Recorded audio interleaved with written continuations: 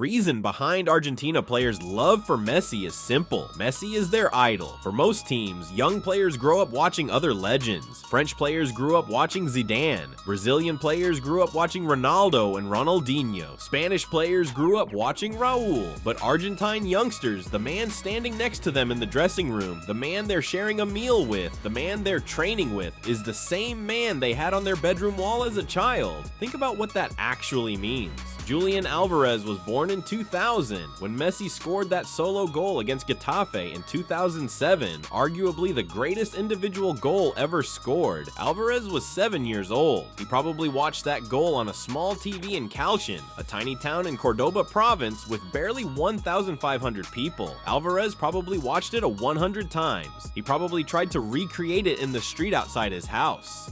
Enzo Fernandez was born in 2001. When Messi walked away empty-handed in the 2014 World Cup, Enzo was just stepping into his teenage years. And that same Enzo scored his very first international goal from a Messi assist on a stage as big as the World Cup in a crucial match against Mexico. These aren't coincidences. These are the fulfillment of a commitment they made to Messi himself. Lautaro Martinez, born in 1997. Rodrigo de Paul, born in 1994. These players were teenagers when Messi was already winning Ballon d'Or after Ballon d'Or. They chose football because they dreamed of one day playing alongside Messi. Now fast forward, those little Messi fans are now receiving passes from Messi, so why wouldn't they give everything for Messi? Rodrigo de Paul, one of Messi's closest friends, said that even after years of playing together, there are still moments in a game where Messi does something and de Paul can't believe I'm on the same pitch as him. And de Paul is not a starstruck teenager. He's a mature midfielder who has played thousands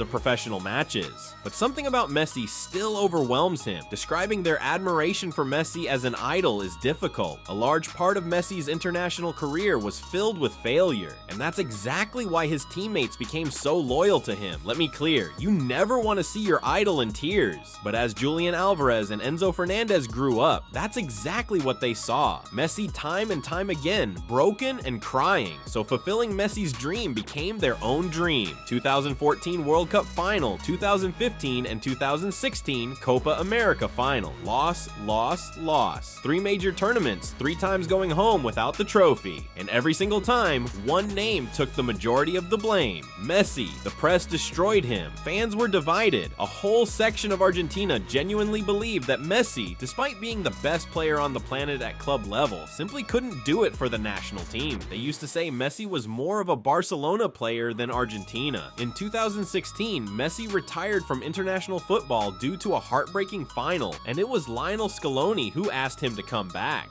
Messi returned. That same Scaloni later became the head coach of Argentina. Under Scaloni's leadership, a new generation slowly entered the team. Those young players didn't just admire Messi, they were desperate to give Messi something he had never won with Argentina, because from the moment they were born, all they had seen was Messi carrying pain, Messi losing finals, Messi walked away empty-handed. So when they finally got the chance to play with Messi, it wasn't normal football anymore. It became something personal. They weren't just trying to win matches, they were trying to fix a story, and that's why they fought for the 2021 Copa America. Like their lives depended on it. That's why in 2021, when Argentina finally lifted the trophy, it didn't feel like just another title. It felt like relief, like they had finally given Messi what he had been waiting for his entire career. But even then, the job wasn't done. There was still one thing missing: the World Cup. And this time, the mindset was even more intense because players like Emiliano Martinez didn't think like regular teammates anymore. He didn't celebrate Messi's birthday. Emi skipped Messi's birthday gift because Emi wanted to gift Messi the World Cup. Everything was pointed towards one final mission, not to prove Argentina were great, but to make sure Messi never ended his story without the one trophy he deserved most. From winning the Copa America at the Maracana to lifting the World Cup at Lusail Stadium in Qatar, the moment the final whistle blew, everyone rushed to Messi because their dreams were built around Messi. There is a popular saying, Messi himself doesn't know how big a footballer he is. It basically refers to how incredibly humble he is. Because of this, his teammates admire and like him a lot. Messi never behaves like the biggest player in the room, even when he is the reason the room exists. He doesn't walk into a dressing room like someone who needs to be acknowledged. He walks in like he belongs there, like every other player. No noise, no demand, no ego, though, he talks less, he listens more, and when he does speak, it's never to put himself above anyone. It's always for the team. Even after everything he has achieved, he never carries that distance that most legends naturally create. There is no barrier between him and the younger players, no invisible line that says he is different.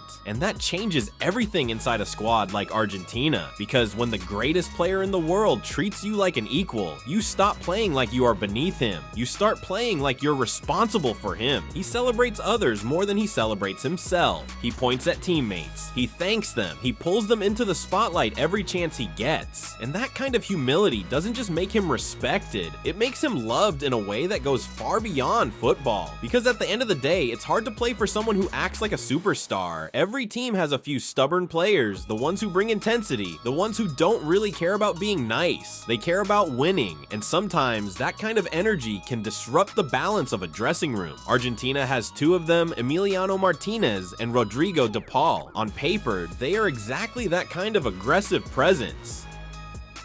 But here's the irony, those two are also Messi's biggest fans. In Argentina, Messi is like a silent commander. He doesn't speak much, he doesn't shout, he doesn't need to, but when he does speak, everyone listens. And when he moves, everyone follows. Once McAllister said, "The Argentina team, they like to call me Ginger." And I didn't like that, then Messi told them to stop naming me Ginger. And after that, nobody said any word anymore. That is Messi. That is the depth of love everyone has followed.